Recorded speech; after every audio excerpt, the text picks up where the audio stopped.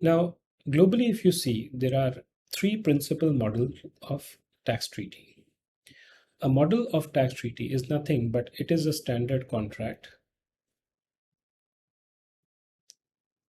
that can be used for the purpose of entering into a tax treaty. Now, instead of every government or every country having a different format, generally what was done by OECD group of countries or the UN or the US is that they drafted certain model tax treaties which can be acting as a starting point. Now, depending on which country you are, what is your interest, how does your interest lies, you can choose a particular model convention as a starting point for treaty. And then between the two governments, like I mentioned in the preceding slide, you can negotiate as to which term should be there and how it should be interpreted. So the most commonly used version is the OECD model. This is basically developed by the OECD, Organization for Economic Cooperation and Development. They are the ones who've developed this model. And it's a general perception, not necessarily, because end of the day, OECD model is not accepted as it is by all the countries in the world. They agree on certain terms, they disagree on certain terms, and there are negotiations. But this is the one which is widely used for the purpose of most of the tax treaties. Then there is a UN Model Tax Convention.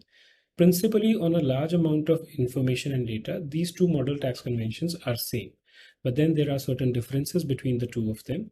We are going to cover that towards the end of our course in terms of what are the differences. So principally, we are going to interpret the OECD Model Tax Convention for the purpose of this course. But at the end of this course, we are also going to outline as to what are the differences between the OECD Model Tax Convention and the UN Model Tax Convention. And then there's the US Model Tax Convention. And this basically is used by US when it enters into tax treaties with different countries.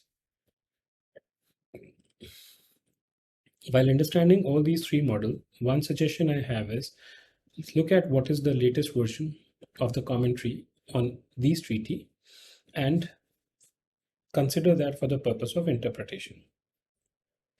However, the point is that these treaties are not, the commentary on these treaties are not regularly modified. They are modified after a period of time.